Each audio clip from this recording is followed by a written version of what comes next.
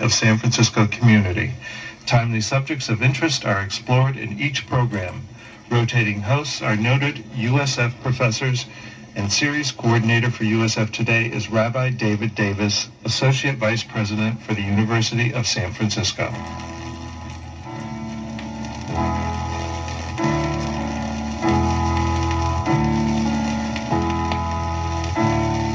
Jesus died for somebody's sins, but not mine.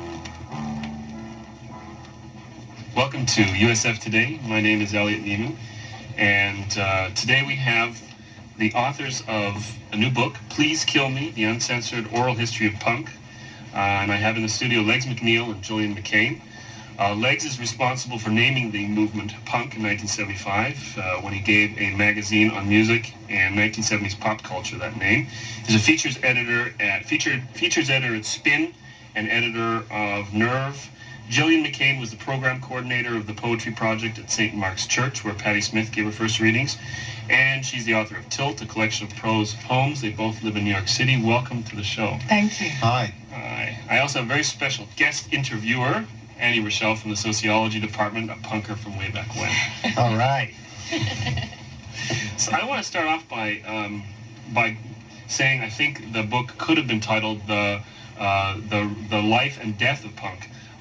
Because in a way it describes the glory years and then it describes kind of the decline, and I think what you both see is really something which is historical, which no longer exists. I mean, I remember in the early 80s seeing expensively dressed women in Paris, $2,000 dresses on, but they had a little tiny gold, maybe clothespin through their nose or something. And I realized the thing had already become decadent. That's 1981. Mm-hmm. Or you remember the werewolf movie where the Americans are in the tram in London, there's all these punks. So my question is for either of you, when did punk stop being an anti-movement? When did it become a kind of caricature for itself? I mean, I think you described the Sex Pistols tour in the United States was for you kind of the last straw. You want to say something about that? Well, it was always a caricature of itself, you know. I mean, black leather jackets and us being tough guys and stuff. But, God, we're going to start at the ending? We should start at the beginning. Okay. We can. Go ahead. All right, I have a question.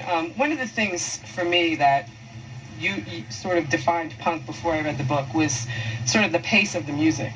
And I never really considered Patti Smith or Lou Reed or David Johansen punk.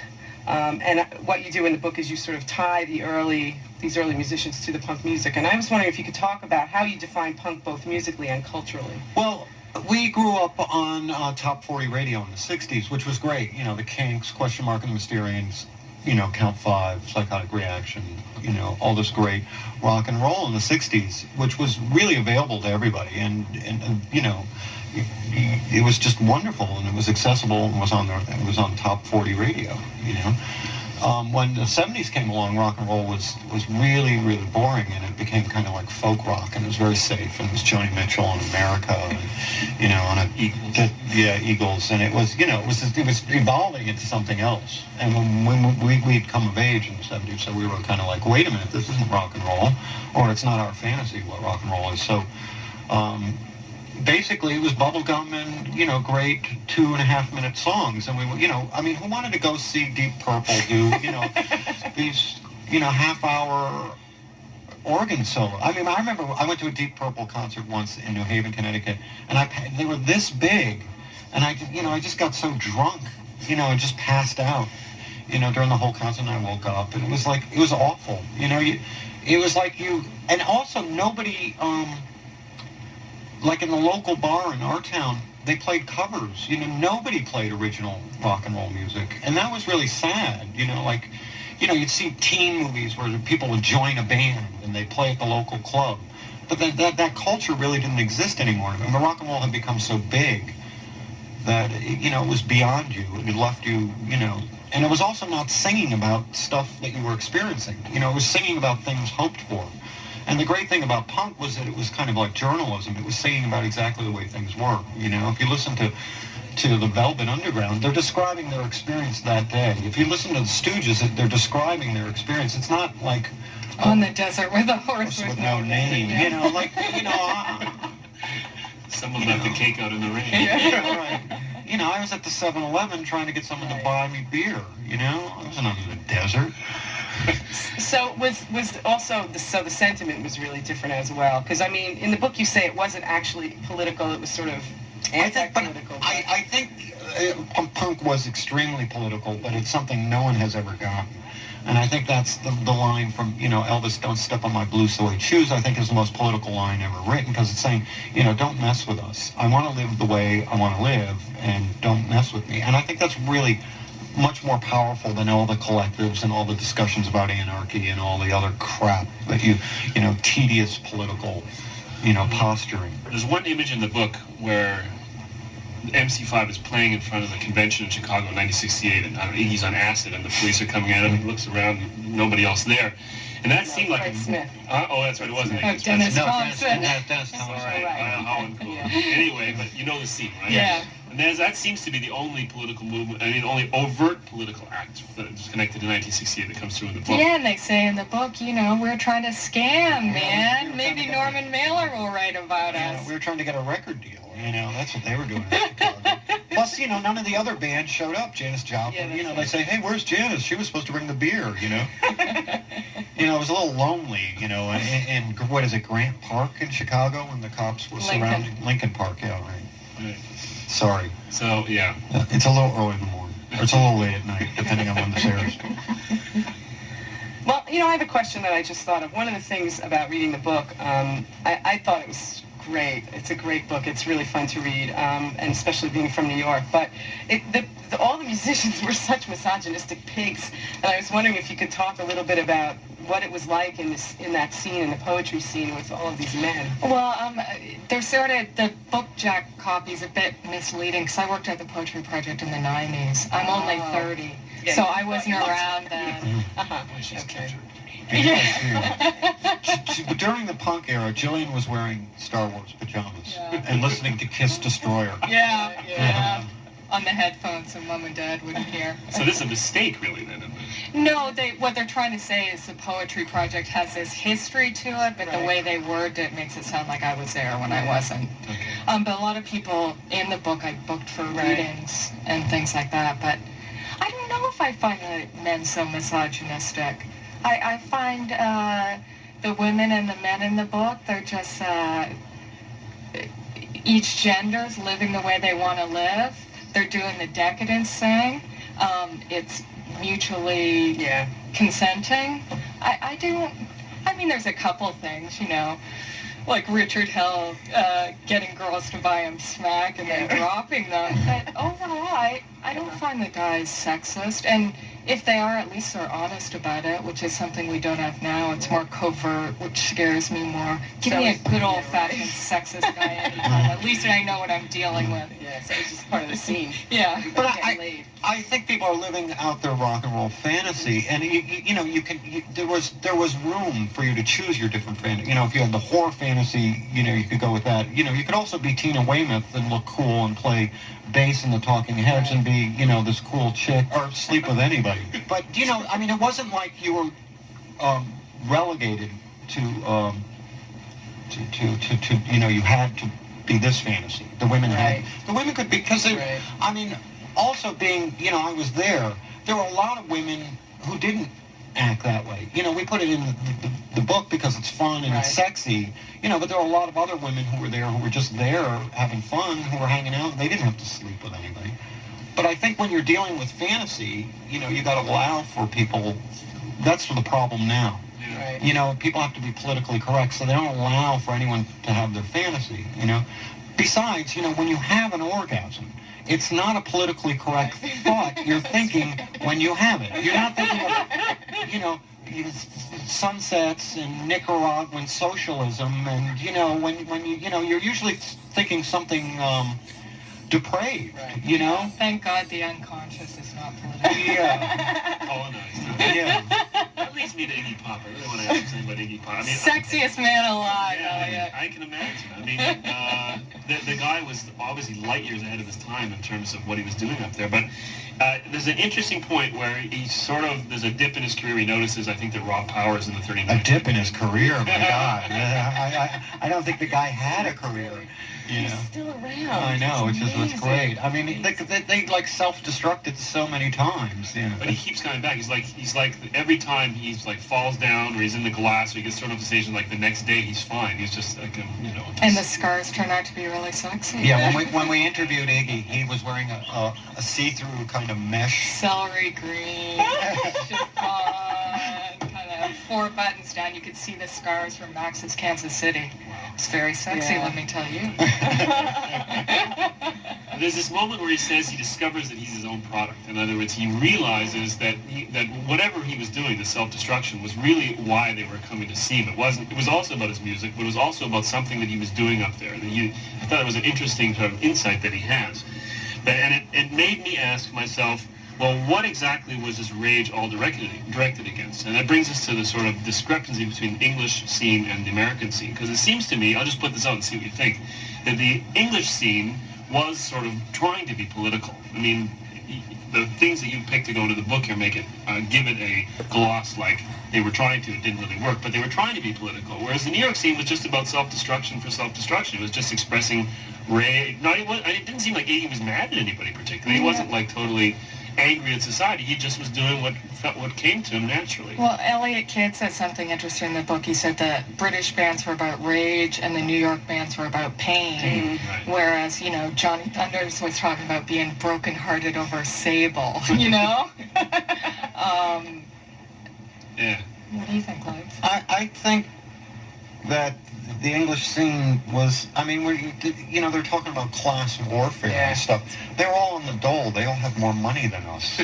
We were much broker, I mean, there was much more of a class warfare going on in America, if you want to call it that.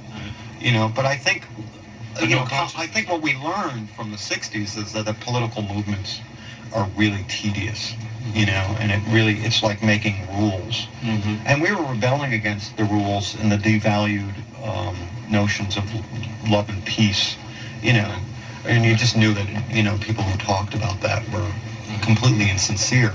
Right. So I think we were more into articulating self-hatred Right. than discussing, And just America. Plus, I don't think anyone believed that any political system was going to save them. And that's an important thought. That's kind of apocalyptic. It's really clear the differences between sort of the punks and the hippies and the sort of dissonance between the two. But one of the things that, growing up in Long Island in the 70s, that was a major nightmare for me was the whole disco scene. And so I usually, You didn't like disco, Oh, huh? God. Disco. sucks.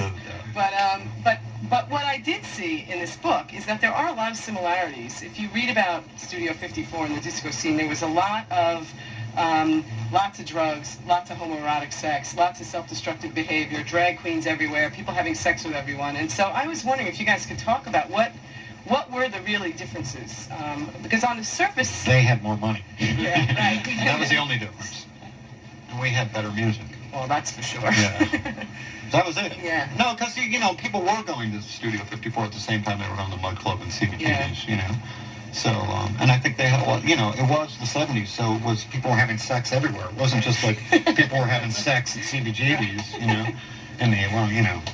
I think, everybody was having, it was a wonderful time. It was probably the last time you can do that for a while, And we also didn't think cocaine was addictive. It was a great time. Well, we were completely deluded. Yeah, in the book, I forget who it was, somebody was saying, well, you could do heroin like 2 days a week and not get addicted and that would be fine. And then suddenly it was like, oh, guess it can. So, Things go better with dope. Yeah. As we say wrote in the jacket flap, never did so many people have so much fun killing themselves. It's amazing how many, if you read the biographies at the back, how many are not around anymore. Well, what's more amazing is how many people are. Right. Right, and the ones who survived, like Iggy Pop, it's amazing the guy's still alive. I think only 30% of the book are dead, which is, but, I remember watching a documentary on the Beatles 20 years ago today, and Derek Taylor, who was the Beatles press guy, saying, if you're going to go adventuring, you're going to have casualties, And I think that's what people forget in these times. They want everything to be safe, And if you create a safe world, you're not going to have any adventure. You know, I mean, the thing about adventure is that people do die. You know, that's what makes it risky. You know, And that's why our book is a action-adventure story for boys and girls. it's the antidote to Prozac Nation. Yeah. Can you talk a little bit about how you put these interviews together? Because it's a very unusual book in that there's no narrative. No, you don't talk except there's cuts from you. But Right. how did you do this?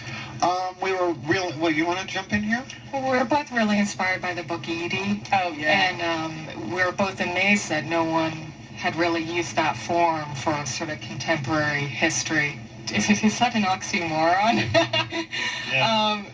So we also felt that punk sort of picked up where the book Edie left off, you know, which is in the factory. And we start off our book with the Velvet Underground and Warhol. And I just think I love oral histories, but the problem with them is they usually don't read very quickly. The facts get all stumbled up, and The author's voice gets in the way, actually, and you just wanted to give it pure. yeah, and Plus we just wanted it plot, just Yeah. sucking through I have to there. say for the readers that, you know, at first I was a little skeptical. I thought, oh God, it's just one interview after another. It tells a story. I mean, it really picks up pace, and you got different people commenting on the same event, but the way you did it was brilliant because the story keeps going, and you hear different people's interpretations of it. Well, we wanted it to work as a novel. We wanted you to like the story to carry along, even if you didn't care or know about any of these people who were in punk. And I think that we succeeded. Yes, absolutely. It's really kind of a Russian novel because in the beginning, you know, there's people, and then they come in and they pop up again like those, you know, great Tolstoy things. Yeah, and also in the end, you include that biography, and that's great because there were some people that I hadn't heard of. Wish you and, put their dates in it. I would like to know when they were born, actually. Oh, Maybe that's for a the good paper, idea. maybe for the paperback. We'll do that. Yeah. And then, so you basically had this like on a cutting floor, metaphorically. You just had millions of interviews. We only used 1% of the interviews we got. We had to rent an office to physically store this book.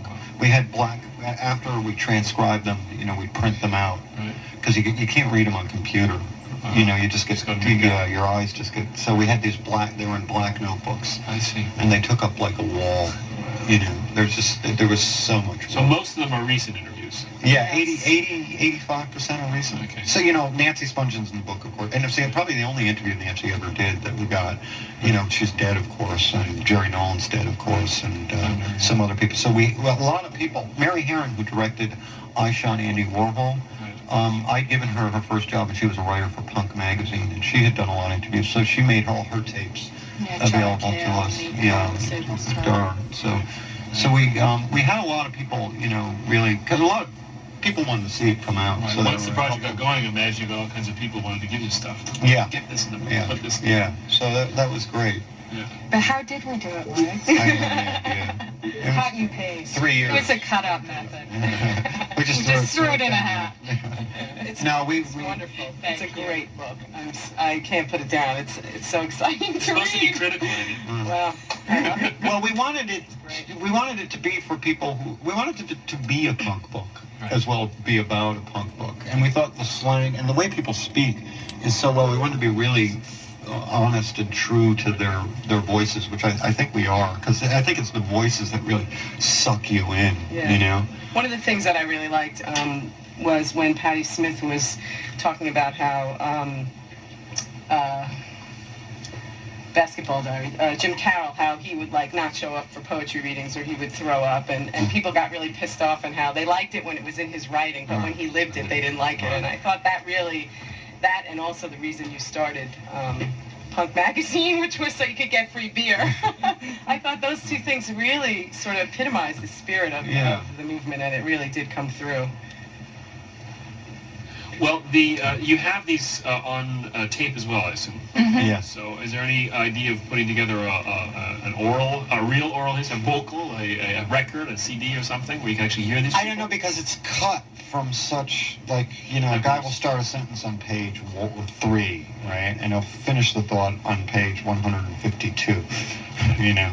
Like, people do not speak linearly, nor do they remember linearly. And there's also, you know, like I A lot of said, dead space. Yeah, that's true. Well, let's move a little bit to where I wanted to go at the beginning, and you were right to to say let's talk about the beginning, but I do want to talk about the end of punk. I mean, it seems to be that when the Pistols came to the United States, that was when you got out of the magazine. And would you say that was also for you the end of punk? No, I think punk continues. I mean, I think we really accomplished quite a bit, you know, and that is that anybody can be in a band now, and anybody can start a record label, and anybody can, you know, we did really smash the kind of corporate record company thing, you know. Now those two have merged, unfortunately. Yeah, but you also need some talent. But I mean, if you do have any talent, you can get signed in 2 minutes, you know. It's just that the problem is, I think, you know, fame became the drug of the 90s is the unfortunate thing. I mean, that was also amazing for me to, you know, is it the Ramones, the scene where these, like, Dee Dee, I think, comes in, he can only play a C chord. Right. It's like, how did these guys get into a studio? I mean, how did they think about making an album? They're taking, you know, that's like your first guitar lesson. Right. I mean, nowadays that can't happen. And they had a movie about them, right? Rock and Roll High School. Yeah. They just kept going. You know, they had to. You know, they were desperate enough. You know, I don't think people are desperate enough these days to do stuff. Yeah, but these guys did turn out to have talent eventually. I mean, you're saying you just have to have guts. I mean, you know, because I can play a guitar too, but I would never think of trying to make an album. I mean, especially with what's out there. You know? But Dee Dee had no choice. He was either going to go to jail or become a rock star, and that's, you know, when you get really good rock and roll. I mean, rock and roll is made by unhealthy people. The best rock and roll is made by the most unhealthiest people. So it's just pure energy. And it's pure, you know, psychosis. It's, you know, the psychology has to be there. Yeah. You know. Yeah. Do you want to just say something though about Johnny Rotten and the Sex Pistols and what was that all about? I mean, was that a kind of a diluted form of the original? And no, it was brilliant. You know, we were just pissed off that they stole all our thunder. You know, we were just jealous. You know, and then what made it worse is that they were great.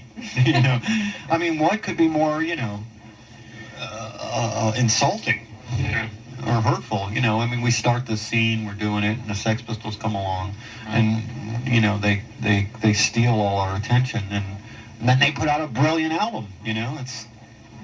Well, you know, it's still good, that album. What do you think about them touring now without Sid Vicious? I mean, has that now become institutionalized and commodified in a way that is antithetical to the whole punk ideology, or do you not care? I think it's great. I'd still rather listen to the Sex Pistols and Green Day, you know? So, I mean, you know, that's great for me, you know? I mean, maybe there's people out there, you know, this whole thing, the whole joke about punk is this whole idea of selling out. We were trying to sell out from the beginning. The Ramones were trying to be the Beatles, you know, or the Beach Boys, you know?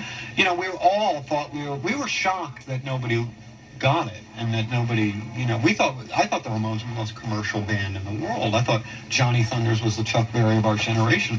You know, I thought Richard Hell was, you know, Dylan. It's really funny, too, because in the book there's at least 3 different people who say, I mean, I thought we were the best band in the world. Yeah.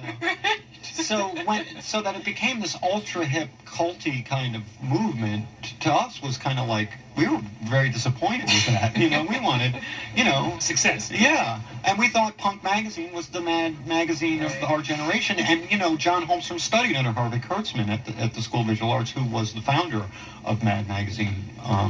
So we, you know, we really, and you know, Joey Ramone knew his English groups and knew the British invasion by, you know, we were all very well, you know, we came off like morons, and it was a lot of it was an act. You can hear in some of the early music too. We were playing some of the albums before you came, and you can hear different influences from different kinds of music that are pretty clear in like MC5 and television. That. Yeah. Oh yeah, MC5 were really into jazz. Yeah.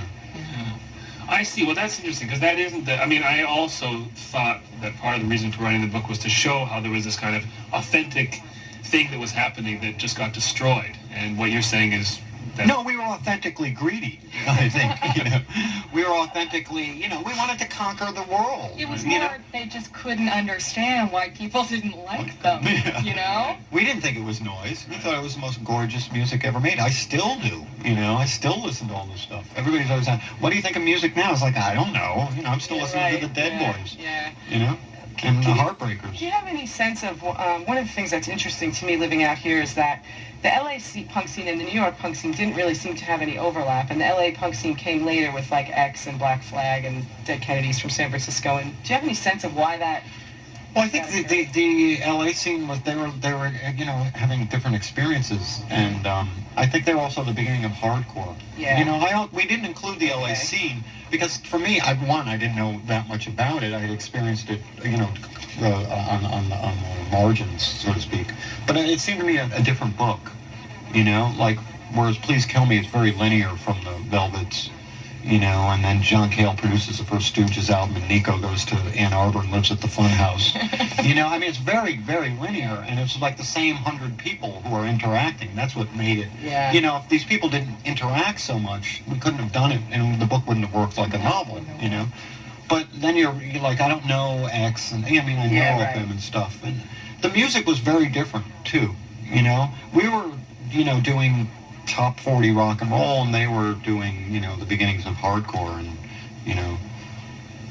so it just seemed different influences. Yeah. So, Same spirit, same attitude. Yeah. But you did leave the magazine in what, 78, 79, Punk? Well, I left it first when I had to go on my first detox when I was 22, so I think I missed a lot of 77, And then? Then I took a job on a newspaper for that summer because I needed to write, because I had become more famous as a writer than I was, talented, so I needed to go back and learn so in the middle of punk, I had to go and kind of go underground as a normal person and take a job as a newspaper in Connecticut and work and just write for about, 6 or 7 months. And then I came back to New York. And where does it go from here? After a big project like this? Gillian? Oh, I got some. I've continued to work on poems, but Gillian has a record out. yes, I do Well, have you a record record just out. Doing your poetry? Yeah, it's spoken word. It's with Rick Ocasek and Alan Vega, who's in our book, and From Suicide. Yeah, from Suicide. What's it called? Get Your Tickets. It's on Suge Records. Oh, we should also plug everybody else. Richard Hell has a new book out called Go Now, which is fantastic. I'm just finishing it. Stephanie Chernikowski has a photographer from the punk days, has a book out called Dream Baby Dream, which Henry Rollins' company just published. And also Jane County has a book out called Man Enough to Be a Woman. Lenny Kaye has a new book out on a biography of Waylon In Jennings. the fall. Coming out in the fall. It just got a great review Yeah. in Publishers Weekly. Did it really? Yeah, Susan told me. Wow. Yeah. And then, Best of Punk Magazine. Oh, right, John Holmstrom. great. Yeah, is publishing this month. Yes, founder of Punk Magazine, who I went to high school with, is putting out the best of punk.